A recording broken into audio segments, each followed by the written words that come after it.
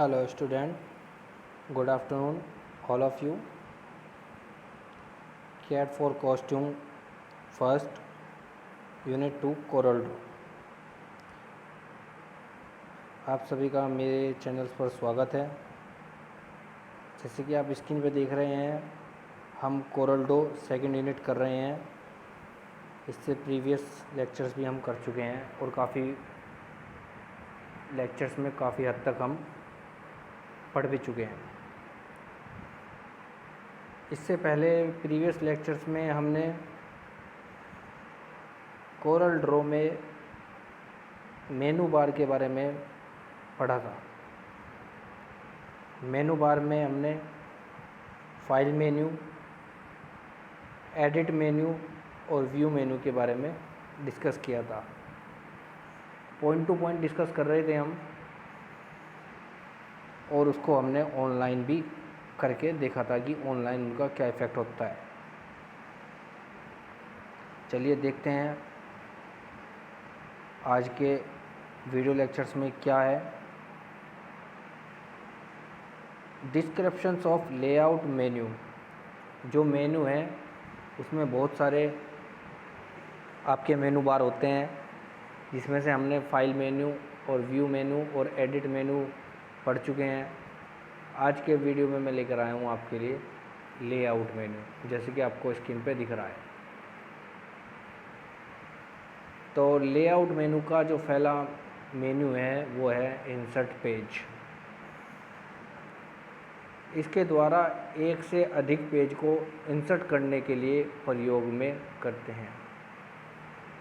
बिल्कुल स्टार्टिंग में मैंने आपको बताया था कि नीचे एक पेज बटन होता है, जहाँ पर आप पेज को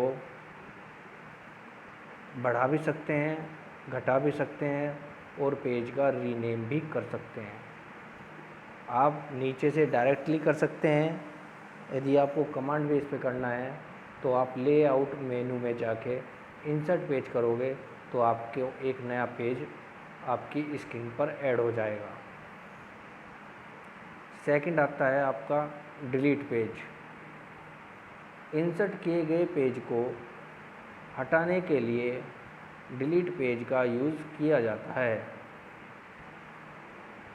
अब यदि आप कोई पेज इंसर्ट कर लोगे तो आपको डिलीट पेज भी दिखाई देगा। जैसे कि आप स्क्रीन पे देख रहे हैं कि यहाँ आपको जो डिलीट पेज है वो आपको अभी यहाँ पर अनहाइड दिख रहा है। जैसे ही आप एक पेज इंसर्ट कर लेंगे, ये डिलीट पेज आपको हाइड दिखाई देगा।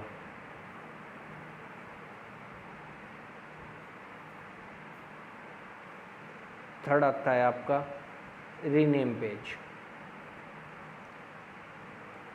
इसके द्वारा किसी भी पेज के नाम को बदला जा सकता है। पेज का नाम लिखने के लिए प्रयोग करते हैं।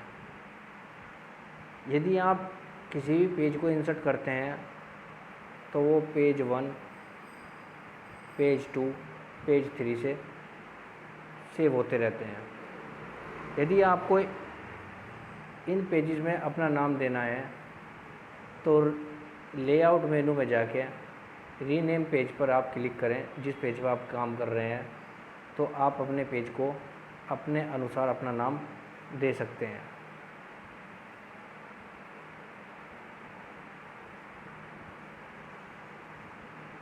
फोर्थ आता है आपका गो टू पेज। इसके प्रयोग से किसी पेज पर जाने के लिए प्रयोग करते हैं। यह ज़्यादातर अधिक पेज रहने पर किसी एक पेज पर जाने के लिए प्रयोग करते हैं। मतलब कि आपको जब एक पेज से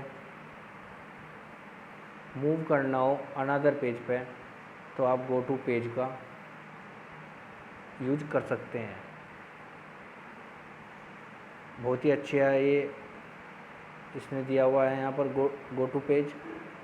क्योंकि आप मल्टीपल्स काम कर लेते हैं तो आपको याद नहीं रहता कि कौन से पेज पे क्या है, तो आप डायरेक्टली इसको यूज करके आप गो टू पेज पे जा सकते हैं। फिर आता है आपका switch page orientations. Switch page orientations का क्या काम है कि जैसे कोई आपका पेज है, आपको उसको स्विच करना है। स्विच का मीन्स आपको उसको खड़ा करना है या उसको पट करना है, मतलब लिटाना है। जैसे अगर आप कोई रोटेट करते हैं तो आपको पेज ऐसे दिखाई देगा। मैं इसको हटा देता हूँ, अच्छे से समझाता हूँ। अगर आप किसी पेज को रोटेट कर देते हैं तो आपको पेज ऐसे दिखाई देगा। यदि आप उसको लैंडस्केप कर लेते हैं तो आपको पेज ऐसे दिखाई देगा। इसको अपने अनुसार पेज को ओरिएंटेशंस कर सकते हैं। स्विच पेज ओरिएंटेशन का यहाँ पर ये यूज हुआ है कि किसी भी पेज को अपने अनुसार रोटेट या लैंडस्केप कर सकते हैं। चलिए नेक्स्ट स्लाइड में देखते हैं और लेआउट मेनू में क्या क्या मेनू आते हैं।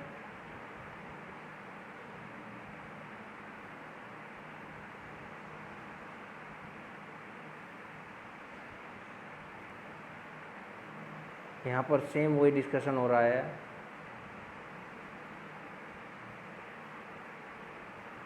स्विच पेज जो हम डिस्कस कर चुके हैं। फिर आता है आपका पेज सेटअप।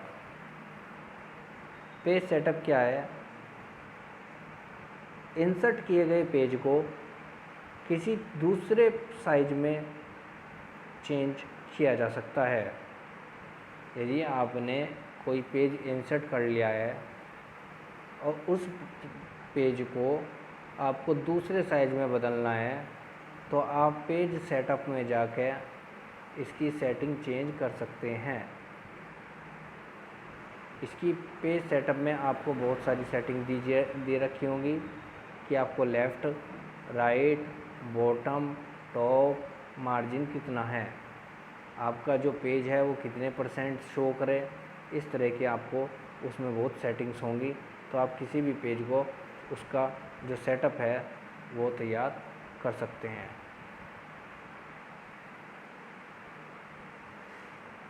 सातवां आता है आपका पेज बैकग्राउंड। इसके द्वारा किसी भी पेज पर सॉलिड कलर तथा किसी भी इमेज का इफ़ेक्ट देने के लिए प्रयोग किया जाता है। जैसे आपका पेज है, इस पेज के जो बैकग्राउंड है इस पर कोई सॉलिड कलर देना हो या आपका कोई पेज है इस पर आपको कोई इमेज के इफ़ेक्ट डालना हो तो आप इसका यूज कर सकते हैं पेज बैकग्राउंड का। इस तरह से लेआउट मेनू हमारा यहाँ कवर होता है। इसका एक बार मैं रिवाइजेशन कर लेता हूँ। इसमें हमने क्या क्या पढ़ा? Insert page. यदि आपको अपने ग्राफिक्स में, अपने कोरल ड्रॉ में और पेजेस ऐड करने हैं तो आप इंसर्ट पेज का यूज़ कर सकते हैं। डिलीट पेज, इंसर्ट किए गए पेज को आपको डिलीट करना है तो आप डिलीट कर सकते हैं। रीनेम पेज, इंसर्ट किए गए पेज को अपने अनुसार कोई भी नाम लिखना है या कोई भी नाम देना है तो आप इंसर्ट पेज यूज़ कर सकते हैं। एक पेज से दूसरे पेज पर मूव करना है तो गो टू पेज का यूज कर सकते हैं। स्विच पेज ओरिएंटेशंस, आपको पेज को लैंडस्केप करना है, रोटेट करना है तो आप अपने अनुसार पेज को ओरिएंटेशंस दे सकते हैं। पेज सेटअप, आपको अपने पेज की, इंसर्ट किए गए पेज की सेटिंग चेंज करनी है, उसका सेटअप चेंज करना है कि वो किस तरह से दिखे।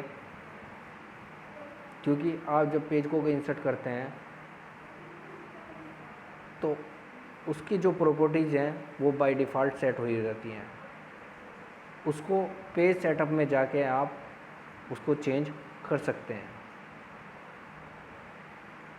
फिर आता है आपका पेज बैकग्राउंड। यदि आपको अपने ग्राफिक्स में जो पेज आपने ऐड किया है उसमें एक सॉलिड कलर देना है या उसमें कोई इमेज का प्रभाव डालना है, इफ़ेक्ट डालना है, तो आप यूज कर सकते हैं पेज बैकग्राउंड। इस तरह से लेआउट मेनू का हमने रिवाइज कर लिया है। चलिए नया मेनू बार देखते हैं।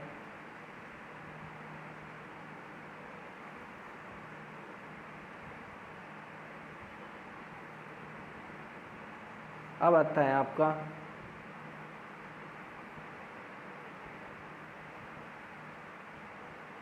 Arrange menu. अरेंज मेन्यू में पहले मेनू बार आता है आपका ट्रांसफॉर्मेशन।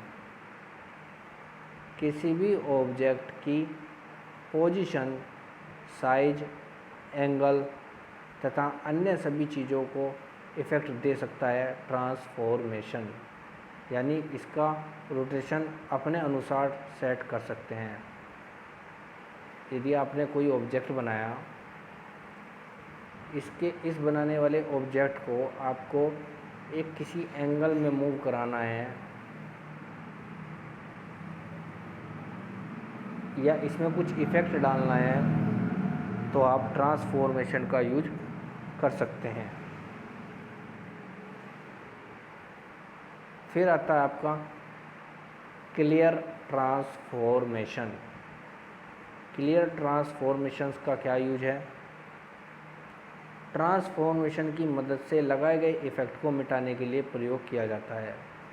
जैसे आपने ये यहाँ पे कोई एक क्यूब बनाया और इसको ट्रांसफॉर्मेशन के इससे आपने इसको इतना बड़ा एंगल दे दिया। इस तरह से आपको ये बहुत सारे यहाँ पर क्यूब्स दिख रहे हैं और इस इफ़ेक्ट्स को आपको यहाँ से मिटाना है। जैसे देखो मैं मिटा रहा हूँ, ये मैंने इसमें इफ़ेक्ट डाला, अब मैं इसे इफ़ेक्ट्स को मिटा रहा हूँ। एक मेरी ओरिजिनल शेप थी वही आ गई, तो क्लियर ट्रांसफॉर्मेशन कर दिया मैंने। ट्रांसफॉर्मेशन की मदद से जो मैंने इफ़ेक्ट लगाए थे उनको क्लियर ट्रांसफॉर्मेशन की से उनको मिटा दिया, इरेज कर दिया उनको। थर्ड आता है आपका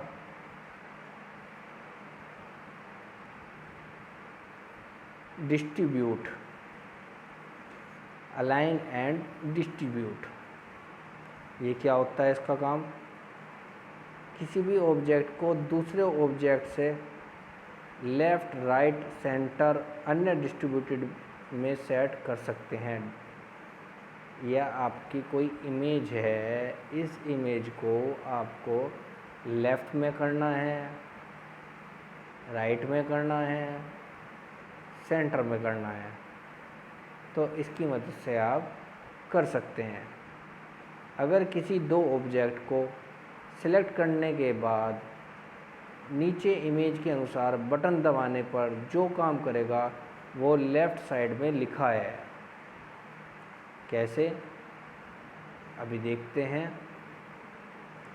जैसे कि हम यहाँ पर यूज कर रहे हैं ऑर्डर। ऑर्डर में बहुत सारे ऑर्डर आते हैं। आप डिस्ट्रीब्यूट है, आप उसको डिस्ट्रीब्यूट को एक मीनिंग में ये समझ सकते हैं, अलाइन एंड डिस्ट्रीब्यूट। अलाइन के मतलब आप जल्दी से समझ लेते हैं। अलाइन का मतलब होता है किसी भी टेक्स्ट या किसी भी ऑब्जेक्ट को अलाइन करना, left align, right align and आपका सेंट्रल लाइन। इसने बताया है अगर किसी ऑब्जेक्ट को उसी के उसमें लाना है तो यहाँ पर एक होता है नॉर्मल अलाइन। क्या होता है? Normal align. चलिए देखते हैं।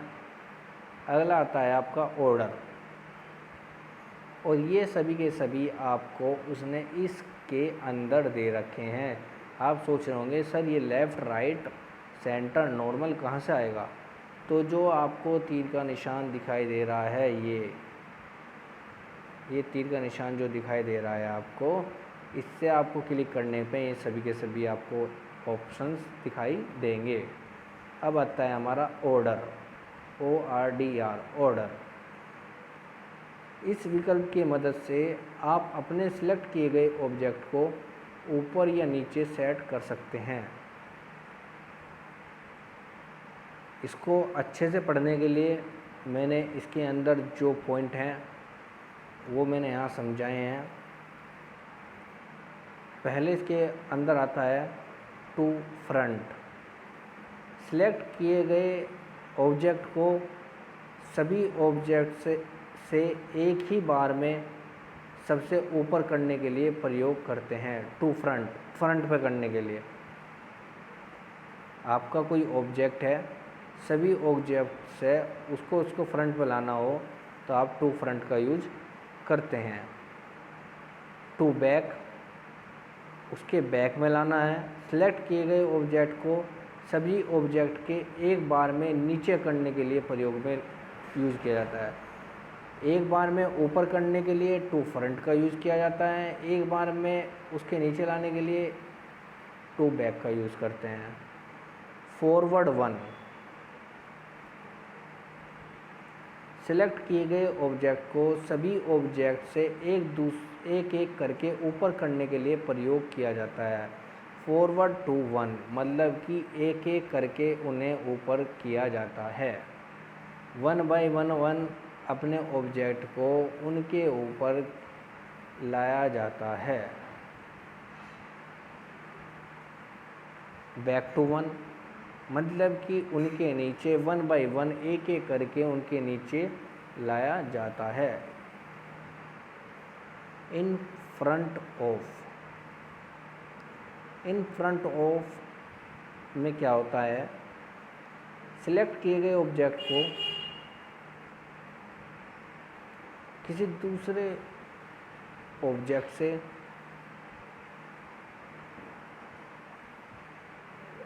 ऊपर करने के लिए प्रयोग करते हैं। जैसे ही इस ऑप्शन को ऊपर सेलेक्ट करेंगे आपको कर्सर 3 बन जाएगा।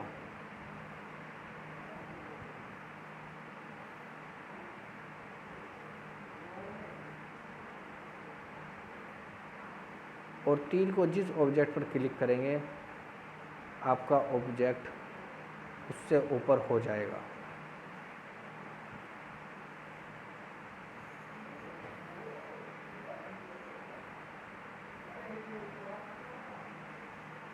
पांचवा आता है आपका, ख़त्म हो गया है छठा, बिहाइंड। ऊपर बताए गए इन फ्रंट ऑफ की तरह यह भी है, लेकिन यह किसी ऑब्जेक्ट को सबसे पीछे करने के लिए प्रयोग में लाया जाता है। रिवर्स, रिवर्स यानी कि उल्टा। जैसे आप 5 ऑब्जेक्ट ड्रॉ किए, जो सबसे पहले ड्रॉ किया वो सबसे नीचे होगा, और जैसे ही आप सबको सेलेक्ट करके रिवर्स करेंगे तो ये जस्ट उल्टा हो जाएगा, यानी जो सबसे नीचे था वो सबसे क्या हो जाएगा, ऊपर हो जाएगा।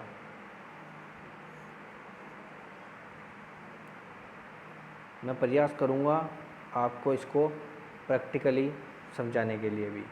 वीडियो में आप प्रैक्टिकली करेंगे आपके समझ में जल्दी आ जाएगा। चलिए नेक्स्ट स्लाइड देखते हैं।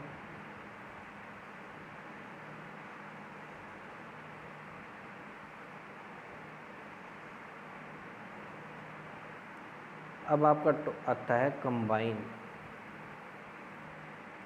एक या एक से अधिक ऑब्जेक्ट को आपस में समांतर रूप से कंबाइन करने के लिए प्रयोग किया जाता है, जिसकी शॉर्टकट की होती है Ctrl+L। ब्रेक अपार्ट, कंबाइंड किए गए ऑब्जेक्ट को अनकंबाइंड करने के लिए इसका प्रयोग किया जाता है। यदि आपने कोई ऑब्जेक्ट को कंबाइंड कर लिया है और उसको आपको ब्रेक अपार्ट करना है, अनकंबाइंड करना है, तो आप ब्रेक अपार्ट का यूज़ कर सकते हैं, जिसकी भी शॉर्टकट की Ctrl+K होती है और इसकी होती है Ctrl+L। फिर आता है आपका लुक ऑब्जेक्ट।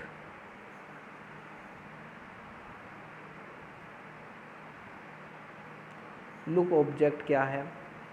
किसी भी ऑब्जेक्ट को लॉक करने के लिए प्रयोग करते हैं। इससे वह ऑब्जेक्ट अपनी जगह पर स्थिर रहता है।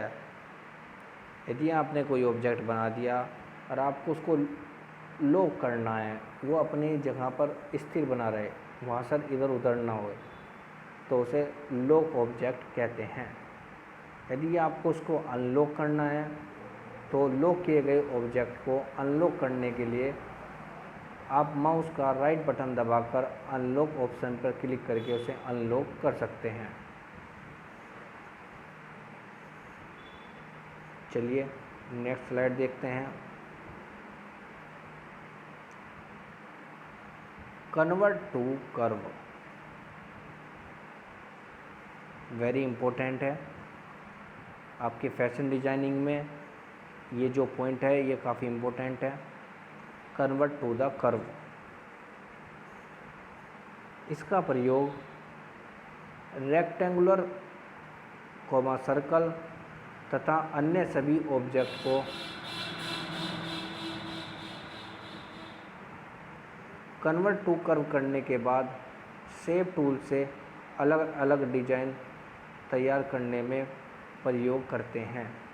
जैसे मैंने आपको दिखाया था पिछली वीडियो में कि मैंने जो डॉक्टर का साइन होता है वो बनाकर दिखाया था।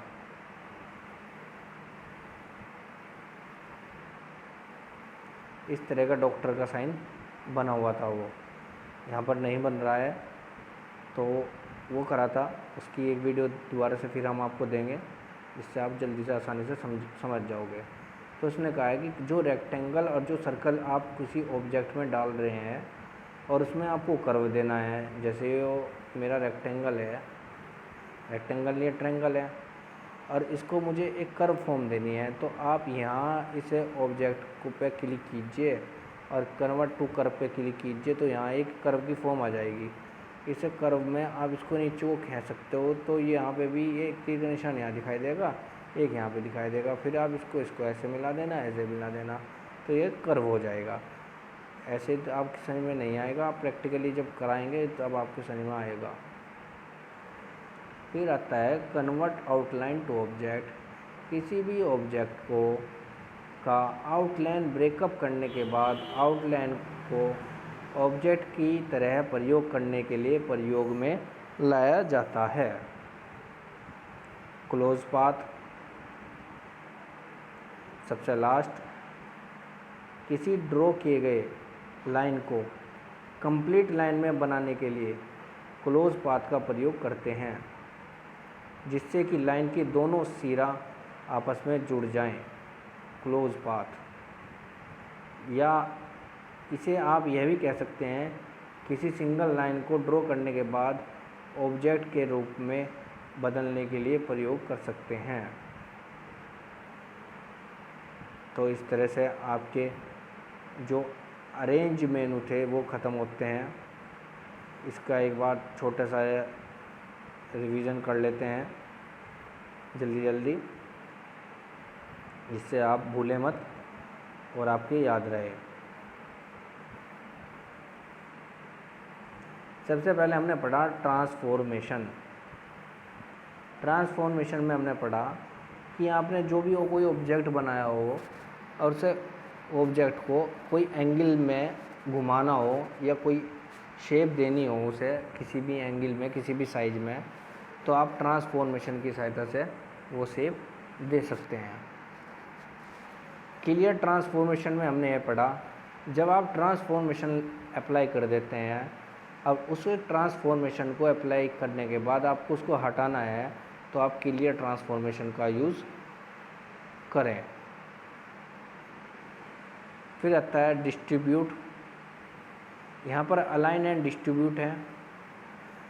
किसी भी ऑब्जेक्ट को या किसी भी टेक्स्ट को या कोई आपकी ग्राफिक्स है, इमेज है, उसको आपको अलाइन करना है। Left line, right line, centre line, normal line आपको करना है, तो आप इस टैब पे क्लिक करके उनसे बहुत सारे टैब आएंगे, उनसे आप अपने ऑब्जेक्ट को अलाइन कर सकते हैं। फिर आया था आपका ऑर्डर। किसी भी ऑब्जेक्ट को फ्रंट में, बैक में या एक साथ या एक एक करके कर सकते हैं। इस विकल्प की सहायता से आप अपने सेलेक्ट किए गए ऑब्जेक्ट को ऊपर या नीचे सेट कर सकते हैं। भाई ऊपर सेट करना है, नीचे सेट करना है किसी भी ऑब्जेक्ट में, तो उसके लिए ऑर्डर का यूज़ करते हैं। तो यहाँ बहुत सारे टैब थे। टू फ्रंट का मतलब ये पहले ही ऊपर लगा देगा और बाकी सारे नीचे। बैक, ये बैक में लगा देगा, सबसे नीचे लगा देगा ये। अगर आपको 1 बाय 1 लगाने हैं तो आप फॉरवर्ड 1 का यूज़ कीजिए। आपको 1 बाय 1 नीचे लगाने हैं तो बैक 1 का यूज़ कीजिए। फ्रंट ऑफ का यूज क्या होगा? ऑब्जेक्ट को किसी दूसरे ऑब्जेक्ट से ऊपर करने के लिए प्रयोग करते हैं। जैसे इस ऑप्शन को आप सिलेक्ट करेंगे, आपका कर्सर तीर बन के आ जाएगा और इस तीर को जिस ऑब्जेक्ट पर क्लिक करेंगे आपका ऑब्जेक्ट उसके ऊपर आ जाएगा। इन्हें हम सबको आपको दिखाऊंगा मैं वीडियो में। बिहाइंड का क्या यूज़ है कि आपको अपने ग्राफिक्स के पीछे लाना है किसी भी ऑब्जेक्ट के, तो आप बिहाइंड कर सकते हैं। रिवर्स का ये होता है कि किसी भी 5 ऑब्जेक्ट हैं और आप उन्हें अपने ऊपर लाए और उसे रिवर्स कर दोगे तो आपको जो 5 ऑब्जेक्ट ऊपर था वो नीचे चला जाएगा। इस तरह से हमने ये पढ़े। फिर था कंबाइन। आपको अगर 2 ऑब्जेक्ट हैं उन्हें कंबाइन करना है, एक ही लाइन में लाना है तो आप कंबाइन कर सकते हैं। उन्हें अनकम्बाइंड करना है तो ब्रेक ए पार्ट का यूज कर सकते हैं।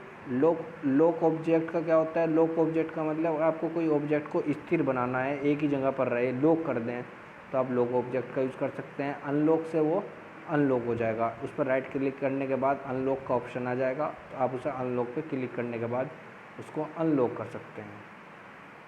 Convert to curve. अगर आपकी कोई शेप सर्कल और रेक्टेंगल में है, आपका कोई ऑब्जेक्ट है रेक्टेंगल और सर्कल में और आपको उसको कर्व की फॉर्म देनी है तो आप उसको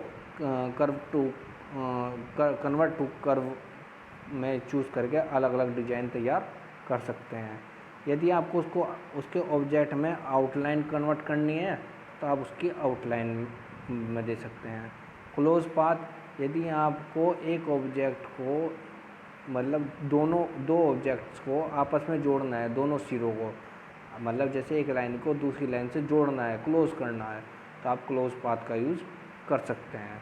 इस तरह से आपका अरेंज मेनू यहाँ पर पूर्ण होता है, कंप्लीट होता है। अब आता है आपका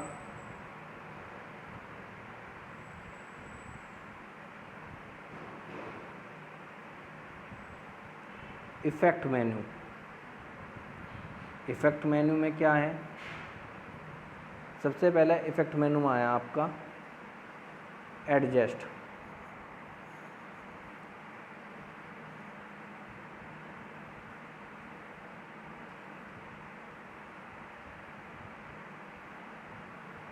जेपीजी, जेपीईजी, पीएनजी, बीएमपी, ये सभी इमेज के फॉर्मेट होते हैं जो मैंने बताए, तथा अन्य इमेज फाइल पर विभिन्न प्रकार के इफ़ेक्ट देने के लिए प्रयोग करते हैं। जैसे कंट्रास्ट देना है आपको इस ऑप्शन को यूज़ करोगे तो आपको ये बहुत सारे ऑप्शन दिए जाएंगे। कंट्रास्ट यूज करना है, इन्हेंस यूज करना है, टोन कर्व कलर्स यूज़ करना है, बैलेंस हुई, इस तरह के सभी आप इसमें ग्राफिक्स इफेक्ट डाल सकते हैं, कोई भी जो भी आपकी इमेज आपके पास है। ट्रांसफॉर्म क्या है?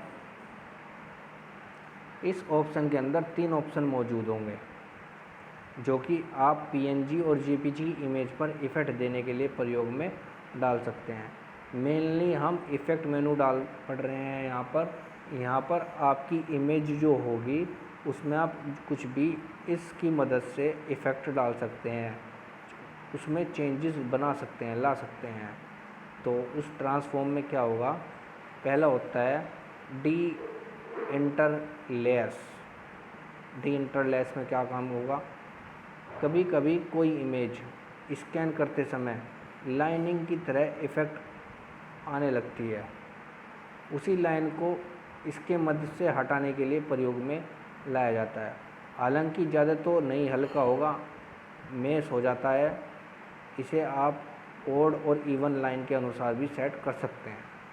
कभी कभी क्या हो जाता है कि हम अपनी कोई इमेज है उसको स्कैन कर लेते हैं तो उस पर एक आउटलाइन सी बनी आ जाती है, कभी इधर आ जाती है, कभी इधर आ जाती है। तो इस की मदद से आप अपनी उस इमेज के जो उस पर आउटलाइन बनी है उसको हटा सकते हैं। इन्वर्ट अपने इमेज के रंग को अपोजिट करने के लिए प्रयोग करते हैं, इसे आप नेगेटिव भी कह सकते हैं। आपने जो इफ़ेक्ट उसमें डाला है उसका अपोजिट करना हो तो आप इसको इन्वर्ट को यूज करेंगे। पोस्टराइज इसकी मदद से आप इमेज पर टनल इफ़ेक्ट को कम या ज़्यादा करने के लिए प्रयोग में कर सकते हैं। इसका इफ़ेक्ट इसके आपकी इमेज को एक पोस्टर लुक में बदल देता है, लेकिन जब यही इफ़ेक्ट ज़्यादा हो जाए तो आपका इमेज ख़राब भी कर देता है। थर्ड पॉइंट पाए हम करेक्शन। करेक्शन क्या है? जूम कर लेते हैं। करेक्शन क्या है? किसी भी बीएमपी, जेपीजी और पीएनजी फाइल पर स्क्रैच तथा डस्ट कम करने के लिए प्रयोग में लाते हैं।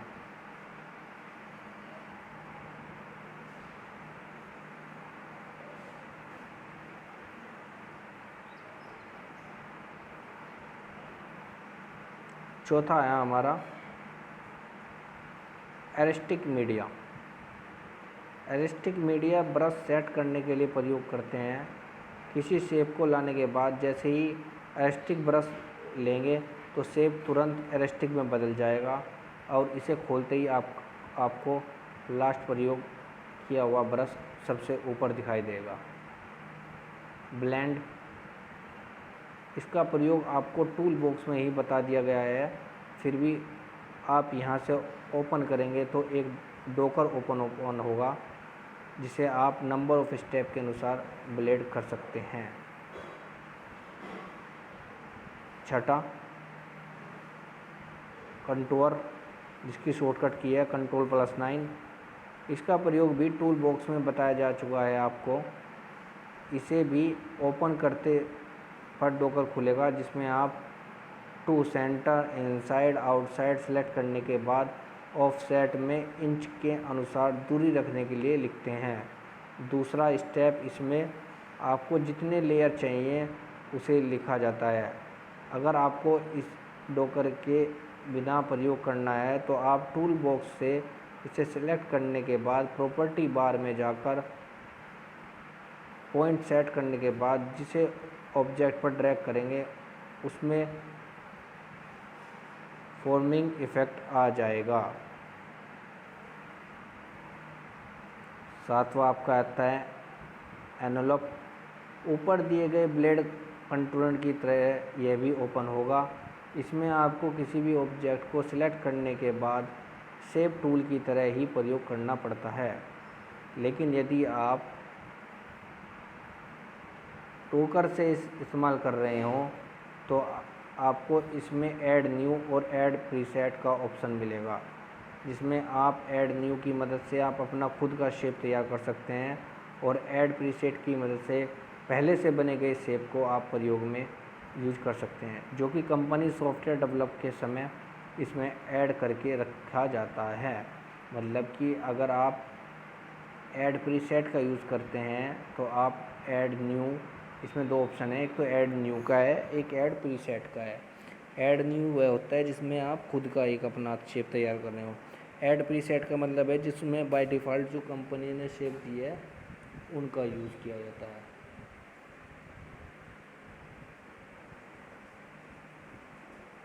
एक्सट्रूड क्या होता है? यह आपको टूल बॉक्स में बताया जा चुका है। यदि आप यहाँ से प्रयोग करना चाहते हैं तो ओपन करने पर एक डॉकर ओपन होगा जिसमें ऑब्जेक्ट या टेक्स्ट सेलेक्ट करने के बाद इसमें एडिट बटन पर क्लिक करके विनिजिंग पॉइंट लाकर 3D इफ़ेक्ट लगा सकते हैं और साथ ही इसका प्रीव्यू भी देख सकते हैं। सभी इफ़ेक्ट लगाने के बाद अप्लाई करते ही इफ़ेक्ट टेक्स्ट या ऑब्जेक्ट पर लग जाता है। फिर आता है आपका लेंस।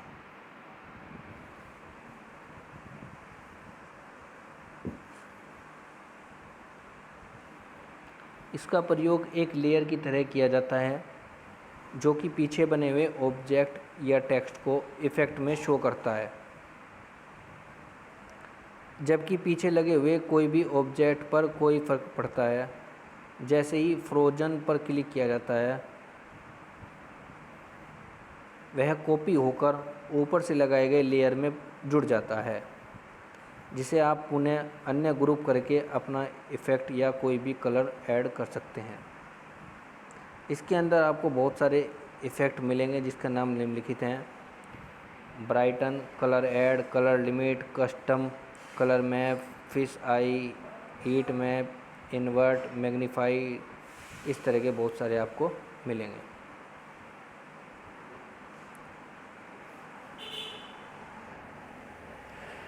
फिर आता है आपका ऐड पर्सपेक्टिव। इसका प्रयोग कन्वर्ट किए गए आर्टिस्टिक टेक्स्ट पर किया जाता है। इसके द्वारा किसी भी शेप पर लगाने से ऐसा लगता है जैसे इसमें चिपका लिया हो। इसका इस्तेमाल आपके समय आपको 4 निच दिखेंगे जिसमें आपको शेप के अनुसार इसे लगाना प्रयोग करना पड़ेगा। 11वां पॉइंट, पावर क्लिप इनसाइड।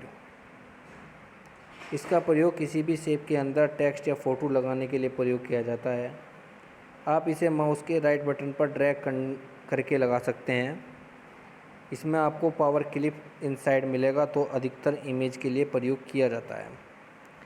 इसे लगाने के बाद इमेज में कोई बदलाव, साइज को घटाना बढ़ाना प्रयोग किया जा सकता है। उस पर राइट क्लिक करेंगे तो आपको एक एडिट करने से इसमें इमेज को एडजस्ट करके पुनः राइट क्लिक करेंगे तो फिनिशिंग एडिटिंग पर क्लिक करने से आपको ये इफ़ेक्ट दिखाई देगा। कंट्रोल के साथ पावर क्लिप किए गए इमेज पर क्लिक करेंगे तो एडिट करने पर कंट्रोल के साथ पेज का जो खाली हिस्सा है वो आपको क्लिक करना पड़ेगा।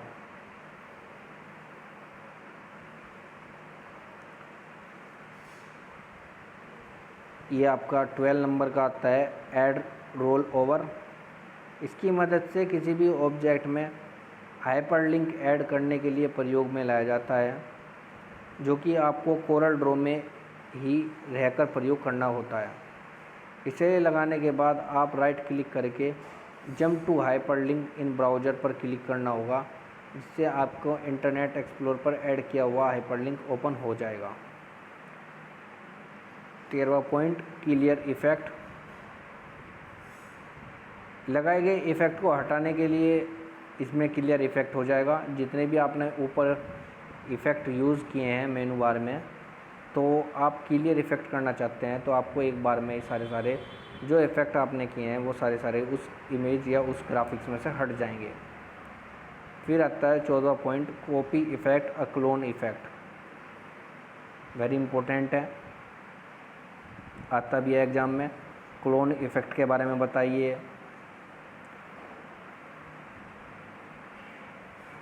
तो इन दोनों की मदद से इफ़ेक्ट को कॉपी करने के लिए प्रयोग करते हैं।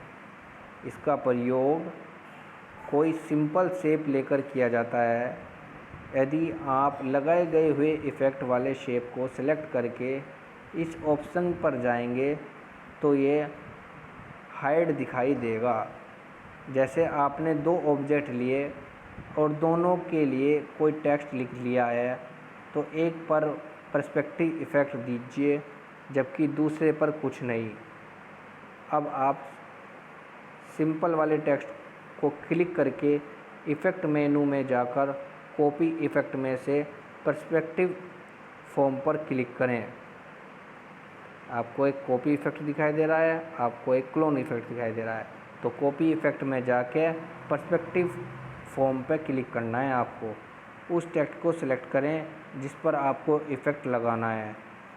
इसी के साथ साथ जैसे ही आप क्लिक करेंगे आपको सिंपल टेक्स्ट भी उसी इफ़ेक्ट में बदल जाएगा जैसे पहले आपने इफ़ेक्ट दिया था।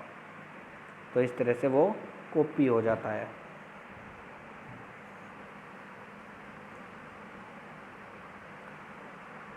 तो इस तरह से हमने ये इफ़ेक्ट मेनू भी देख लिया। यहाँ पर इफ़ेक्ट मेनू का हम जल्दी जल्दी रिवीजन कर लेते हैं। जैसे कि हम आपको पता है कि हर एक वीडियो लेक्चर्स का हम लेक्चर्स लेने के बाद रिवीजन भी करते हैं। चलिए देखते हैं। पहला था हमारा एडजस्ट, कि हम जितनी भी हमारी इमेज हैं JPG, JPEG, PNG, BMP, जितनी भी विभिन्न प्रकार की इमेज होती है, उसमें अगर हमें कोई भी इफ़ेक्ट डालना हो तो हम उसमें एडजस्ट से कंट्रास्ट करना हो या इन्हेंस करना हो, टोन कर्व कलर्स बैलेंस करना हो, तो कुछ भी इफ़ेक्ट उसमें एडजस्ट कर सकते हैं। ट्रांसफॉर्म का क्या है कि JPG और PNG की जो हमारी इमेज है उसके अंदर हम ये इफ़ेक्ट लगा सकते हैं। जैसे डी एंटरलेस क्या होता है, जब हम कोई इमेज को स्कैन कर लेते हैं तो उस पर लाइन आ जाती है, तो इसकी हेल्प से हम उस लाइंस को कुछ हद तक मिटा दे सकते हैं हल्का हल्का। इन्वर्ट क्या होता है कि आपने इमेज के रंग को अपोजिट करने के लिए इसका प्रयोग किया जाता है। आपने जो रंग लगा रखा है, जो उसमें कलर फिल है, उसको अपोजिट करने के लिए इन्वर्ट का यूज़ किया जाता है। पोस्टर साइज़ क्या क्या काम होता है पोस्टर साइज का, कि इसकी मदद से आपने जो टनल इफ़ेक्ट उसमें जो डाले ना, उसे कम या ज़्यादा कर सकते हैं। करेक्शंस का क्या है, जितने भी आपने कोई भी इमेज ली है BMP, JPG, PNG फाइल, उस पर जो स्क्रैच और डस्ट हैं उसे हम कम करने के लिए इसका प्रयोग करते हैं। एस्टिक्स मीडिया क्या है, एस्टिक्स मीडिया एक ब्रश सेट होता है जिसे आप अपने इमेज में ग्राफिक्स में यूज कर सकते हैं, बदल सकते हैं, और जोन सा आप ले लोगे तो वो आपको बाय डिफ़ॉल्ट ऊपर दिखाई देगा। ब्लेंड क्या है, आपको टूल बॉक्स में ये बताया गया था कि पहले से ही कि इसे ओपन करेंगे तो एक डॉकर आपको ओपन दिखाई देगा जिसमें नंबर ऑफ़ स्टैम्प भरने पड़ेंगे आपको। फिर इसमें आपका एक एनवेलप है जिसमें आपके दो चीज़ होती हैं, ऐड न्यू, ऐड प्रीसेट। अगर आप खुद की इमेज बना रहे हैं तो ऐड न्यू हो जाता है। अगर आप इसमें जिसमें ये जो इमेज है ऑब्जेक्ट, इसमें जो ग्राफिक्स है उसी को यूज कर रहे हैं तो ऐड प्रीसेट का यूज करेंगे। इसमें ब्लड कंट्रोल की तरह यह ओपन दिखाई देगा हमें, और इसमें ऑब्जेक्ट को सिलेक्ट करने के बाद शेप टूल की तरह प्रयोग करना पड़ता है। एक्सट्रूड, इसका भी यूज कर लिया हमने। लाइन्स का भी यूज कर लिया है, और ऐड पर्सपेक्टिव और पावर क्लिप इनसाइड, ये मैंने सभी बता दिए आपको। ऐड रोल ओवर का भी यूज़ किया, क्लियर इफेक्टिव और कॉपी इफेक्ट्स का भी। Thank you for watching my video. Please like and subscribe my YouTube channels. सभी स्टूडेंट्स वीडियो को पूरा देखें, कंप्लीट देखें, और जूम ऐप पर इसका डिस्कशन करना ना भूलें। यदि किसी स्टूडेंट्स की कोई क्वारीज़ हैं तो कमेंट्स बॉक्स पे मुझे नोट डाउन कर सकता है, या अगर किसी की क्वारीज़ है तो वो गूगल क्लासरूम पे भी हमारे से पूछ सकता है। आज की क्लास इतनी ही। Thank you very much.